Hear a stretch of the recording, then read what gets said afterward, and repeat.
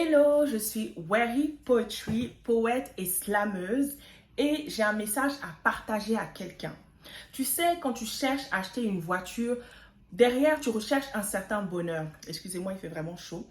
Donc, quand tu achètes une voiture, ou il y a pas mal d'actions que tu fais, derrière ces actions-là, tu cherches un bonheur. Le bonheur que cela va te procurer, de rouler dans une belle voiture, de vivre dans une belle maison, d'acheter un dernier sac. Tu cherches un certain bonheur, une certaine satisfaction. Mais laisse-moi te dire que Dieu savait déjà toutes ces choses-là. Dieu connaît nos besoins. Dieu sait exactement ce dont nous avons besoin. Sur cette terre, on cherche tous l'amour.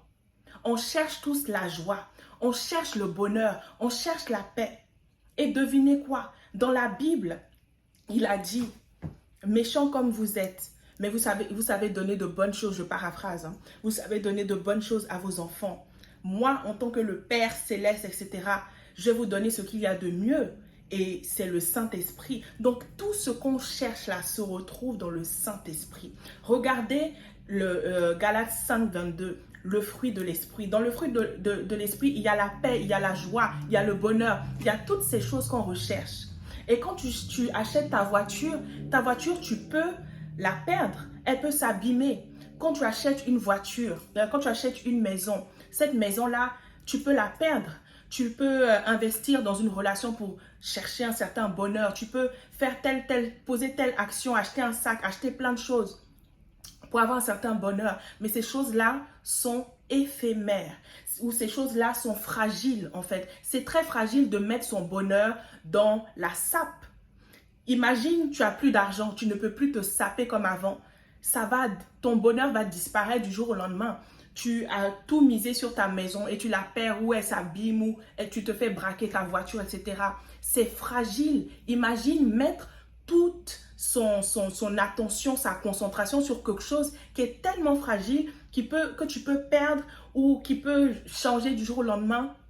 Et c'est pourquoi beaucoup de gens se battent pour arriver au sommet et ils se rendent compte qu'enfin, ils sont seuls.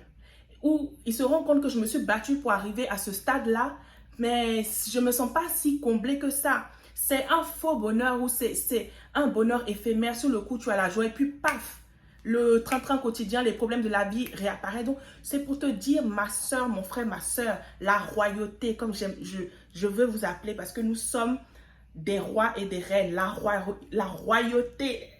Voilà. Place toute ton attention à développer une intimité avec le Saint-Esprit. Parce que tout ce qu'on cherche là dans la vie, là, c'est bien de chercher ces choses, etc. Mais ne sois pas aveugle. Là où il y a le bonheur de façon constante, de façon abondante, de façon accessible, en tout temps, dans la joie, dans la misère, dans la tempête, là où tu peux accéder à une joie, à un bonheur, à une paix inexplicable, c'est dans l'intimité avec le Saint-Esprit. Ouh, la chaleur! Ah, il fait chaud, mes frères et sœurs. Oui, là où tu peux trouver en tout temps le bonheur et la joie. Que tu perds ta maison, que tu perds ton travail, que tu perds ta relation, peu importe ce qui t'arrive, là où tu peux avoir accès à tout moment au bonheur, au réel bonheur, à la paix, à la joie, c'est dans la présence de Dieu. C'est dans la présence de Dieu. En tout cas, moi, je vous partage ce que j'ai vécu. Ce n'est pas quelqu'un qui m'a raconté. C'est là où moi, je vous partage ce qui marche pour moi, ce que j'ai expérimenté et ce que la Bible dit. Cherchez premièrement le royaume de Dieu. Le royaume de Dieu, c'est le Saint-Esprit, c'est la parole de Dieu. C'est ça en fait, c'est le Saint-Esprit qui a inspiré la parole de Dieu. La parole de Dieu, le Saint-Esprit, tu ne peux pas les dissocier. Alors, c'est ça, fait que là, Dieu vient régner dans ta vie à travers son esprit. Le royaume, là, c'est vraiment l'esprit de Dieu qui vient régner sur terre, qui vient régner en nous, etc. Donc là, la Bible dit chercher premièrement le royaume de Dieu. Et quand tu lis dans la Bible, tu vois dans Galates 5, 22, les fruits de l'esprit. Il y a tout ce que tu recherches. Et c'est vraiment, quand pour avoir accès à ces fruits-là, donc quand on parle de fruits, c'est quelque chose qui a été semé, cultivé, développé pour porter du fruit. Donc, la semence, là, c'est la parole de Dieu. Maintenant, tu ne t'arrêtes pas seulement à entendre une semence, à être sauvé, donner ta vie au Seigneur and that's it. Ça doit être cultivé pour qu'on voit les fruits, pour que les fruits soient visibles. Et c'est là que se trouve le bonheur. C'est vraiment développer cette relation-là avec le Saint-Esprit, développer cette intimité avec le Saint-Esprit dans les temps de louange, dans les temps d'adoration, seul ou en communauté, mais de cultiver une amitié, une relation où tu parles, où tu pries au Saint-Esprit, où tu lis la parole, où tu médites la parole, où tu manges la parole, tu l'utilises comme un médicament dans tout temps, dans toute situation, où tu pries en te basant sur la parole, tu rappelles à Dieu les promesses qui sont sur la parole, tu parles au Saint-Esprit, tu te confies au Saint-Esprit. C'est quand tu développes cette relation-là que tu vas avoir ces fruits-là, une paix, une joie. On va te dire, mais attends, mais il t'arrive telle situation, mais tu es dans la joie. Il t'arrive telle situation, mais tu es dans le bonheur. Il t'arrive telle situation, mais on ne voit pas que ça t'ébranle. Mais c'est ça le secret. C'est vraiment, c'est d'avoir ce lieu-là, d'avoir ces moments-là où tu vas te ressourcer.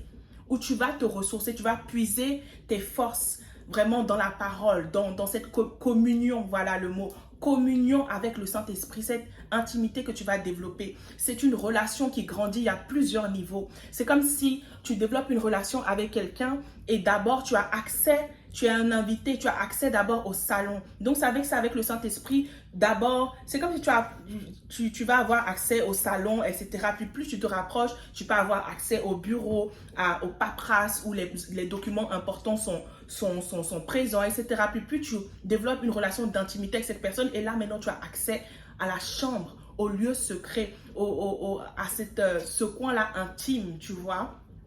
C'est avec ça, donc il y a plusieurs niveaux d'avancement où le Saint-Esprit se révèle de plus en plus à toi, etc. Tu apprends à le connaître, à savoir qui il est, etc.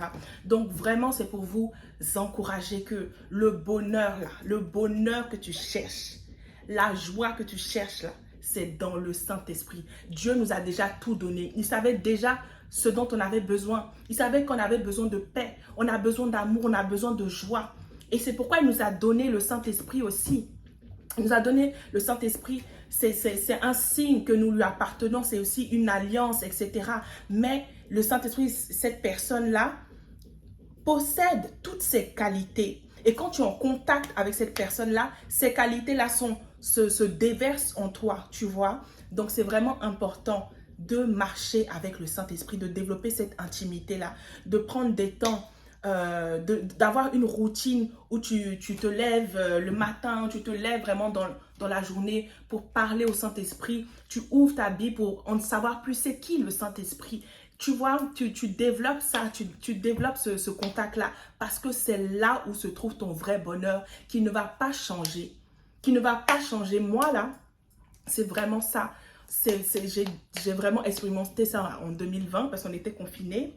Fait que j'ai passé du temps dans le confinement à développer cette relation avec le Saint-Esprit, à vraiment en apprendre plus. J'avais aussi cette soif-là aussi par la grâce de Dieu. Vraiment, je vous souhaite d'avoir soif de savoir c'est qui, soif d'en savoir plus.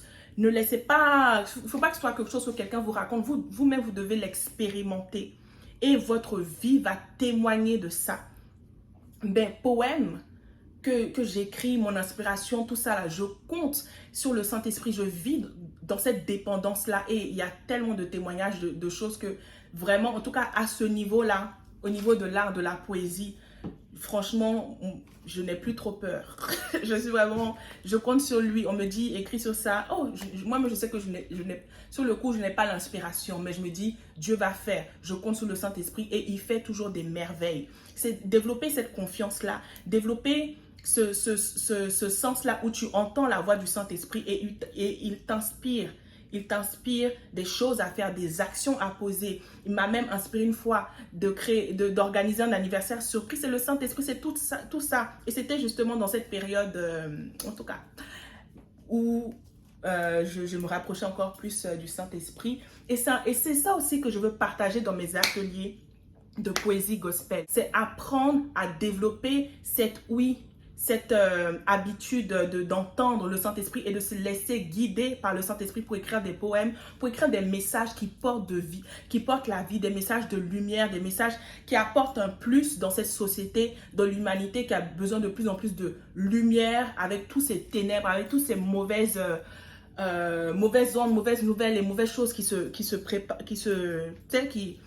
qu'on voit là. Mais à la fin de la journée, gardons l'espoir, gardons la foi, gardons le bon dépôt, gardons l'amour. Et je vous invite à développer ça. On médite sur, on se base sur un verset, on médite, on échange ensemble. Et à travers cette méditation, le fruit de cette méditation, on transforme ce fruit-là en poème. On fait des exercices aussi d'écriture pour aiguiser nos compétences en écriture, etc. Bonne ambiance, réseautage, personnes de qualité. En tout cas, donc vraiment je vous invite et c'était une petite exhortation pour te dire que gagne en temps. Le bonheur que tu cherches là, gagne en temps. C'est vrai, tu cherches, je ne sais pas ce que tu cherches, mais je dis les choses classiques qui reviennent. Voiture, maison, c'est bien d'avoir ces choses-là. Mais si tu penses que quand tu vas avoir ces choses-là, tu vas être comblé, tu vas avoir le bonheur, ça y est, tu vas te sentir que tu es arrivé, mon frère, ma soeur. En tout cas, gagne en temps. C'est dans le Saint-Esprit ça se passe. C'est dans le Saint-Esprit. Mariage, oh, c'est bon. Le mariage, c'est bon. Lutte de mariage. Tu connais les problèmes. Les problèmes des mariés et tout ça, là. En tout cas, c'est pas Disneyland. Donc, ton bonheur, tu le cultives avec le Saint-Esprit. Ah non, il fait chaud, la chaleur. En tout cas, je vous fais de gros bisous. Je vous aime. C'était un petit message qui était sur mon cœur. En tout cas, par la grâce de Dieu, on va faire plus de messages comme ça parce que j'ai beaucoup de choses à vous dire, beaucoup d'expériences à vous partager. Si vous avez des questions, n'hésitez pas. Comment développer ça, l'intimité avec le Saint-Esprit. En tout cas, je vais partager ce que j'ai de ma petite expérience, ce qui fonctionne, ce qui marche pour moi. Mais voilà, le secret aussi, c'est la constance. C'est pas genre, il faut continuellement, régulièrement être en communion, être en activité, être en relation avec le Saint-Esprit, parce que sinon c'est chaud. Même moi, je remarque quand je suis moins assidue dans mes temps de prière, etc. Tu vas plus me reconnaître. C'est chaud même. Donc moi-même, je sais que c'est très important. C'est très important. Je ne peux pas me passer, passer des jours là sans parler, développer, chanter. Moi, vraiment, en tout cas, moi, ce qui marche, c'est entrer dans les temps de louange. Et vraiment, la louange est puissante. La louange brise des chaînes. On a vu ça dans la prison. On a vu ça avec Paul et Silas quand ils étaient en prison. Dans les temps de louange, ça a brisé les chaînes. La prison même détruite, il a été libéré. Il y a une puissance dans la louange. Ne négligeons pas la louange. Et puis, ne faites pas une louange à peu près. Bon, c'est vrai que parfois, on peut se retrouver dans une situation où le temps manque. Mais prends le temps de t'imprégner dans la louange parce que déjà, c'est comme si tu t'imprègnes, tu entres dans un autre monde. Et donc, tu as besoin de passer plus de temps pour sortir de toutes tes pensées là. Parce qu'au début, quand tu loues, ton esprit n'est pas forcément tout de suite connecté. Là, tu vas penser à ta liste d'épicerie, tu vas penser à plein de choses et tout. Donc, tu as besoin de vraiment prendre du temps pour entrer et vraiment te connecter et avoir les yeux rivés sur toi. Puis, c'est pas n'importe quel chant tu dois chanter. C'est mieux de chanter un chant qui exprime exactement ce qu'il y a dans ton cœur. Et là, tu es dans la vérité. Tu vois, c'est encore plus profond quand c'est des chants qui expriment, qui disent les mots qui sont dans ton cœur, que tu as envie de dire à Dieu, tu vois. Et j'ai remarqué, en tout cas, quand ce genre de chants-là, ça me touche plus, ça me connecte plus, ça fait que mon temps de louange est honnête et vrai. Ce n'est pas routinier, ce n'est pas dogmatique. Je ne dis pas des paroles pour les dire parce que c'est beau, mais je dis des paroles qui sont en accord avec ce qu'il y a dans mon cœur, tu vois.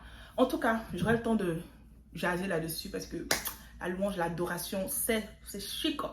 Et c'est ça.